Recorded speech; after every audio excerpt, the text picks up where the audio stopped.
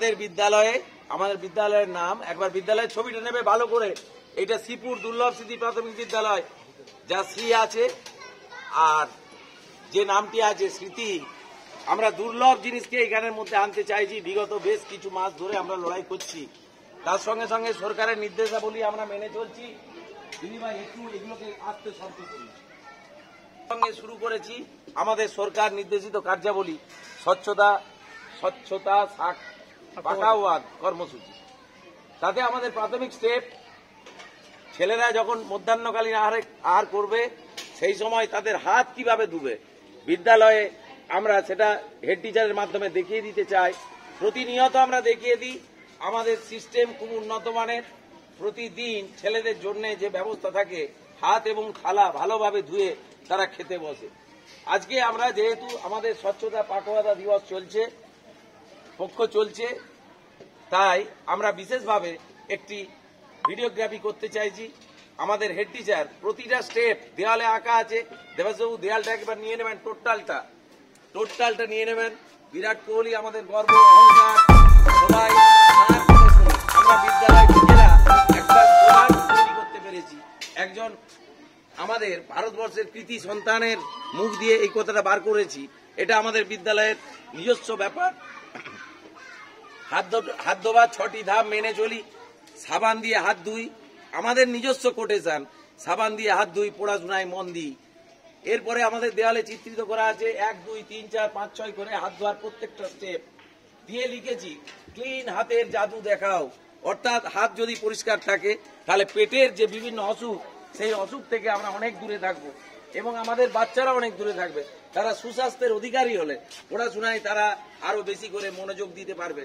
তাই টিচারদের আমরা বিদ্যালয়ের পক্ষ থেকে যেমন সম্মান জানাচ্ছি, সেরকম ছাত্রছাত্রীদের উদ্দেশ্যে বলছি আমাদের হেড স্যার যেমন ভাবে বলবেন, একে একে যে স্টেপ বলবেন, স্টেপ ওয়াইজ তোমরা সেই কাজগুলি করতে থাকবে এবং মুখে বলতে থাকবে। সবাই বুঝতে পেরেছো? চলো শুরু হচ্ছে আমাদের হাত ধোয়া কর্মসূচি। দেখাতে হবে তো। হ্যাঁ চলুন, ওইদিকে চলুন। দেখো আমাদের দেয়ালে 6টা দেখে তোমরা হাত ধোয়ার 6টা ধাপ এখানে লেখা আছে।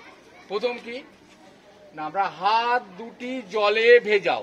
সবাই জলে ভেজাও, জলে ভেজাও, জল খোলো, ব্যাস।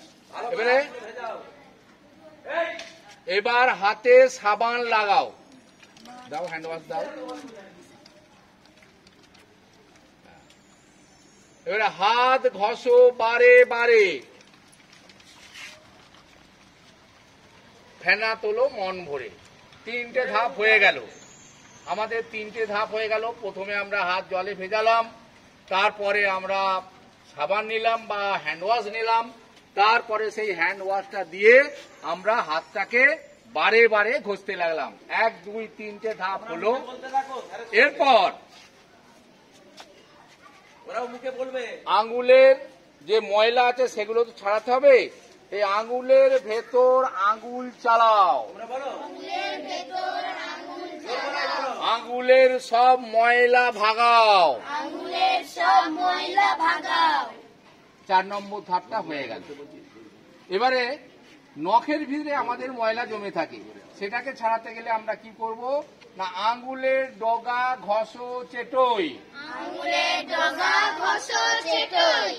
নখের ময়লা সহজে বেরোয়।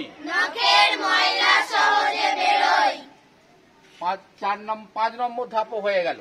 এরপরে কি করব না, আমরা ভালো জলে হাত ধুয়ে নাও, ভালো জলে হাত ধুয়ে নাও।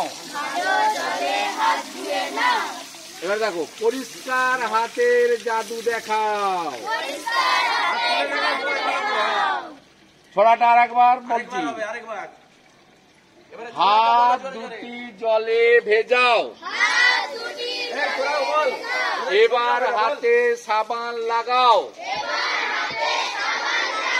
হাত ঘষো বারে বারে, ফেনা তোলো মন ভরে। আঙ্গুলের ভেতর আঙ্গুল চালাও, আঙ্গুলের সব ময়লা ভাগাও। আঙুলের ডগা ঘষো চেটোই, নখের ময়লা সহজে বেরোয়, ভালো জলে হাত ধুয়ে নাও, পরিষ্কার হাতের জাদু দেখাও। হাত তুলে দেখাও সবাই, দেবাশিস স্যারকে দেখাও। এই চলো এবারে থালা নাও, দাও। আবার পরবর্তী স্টেপ অন্য জনেদের জন্য।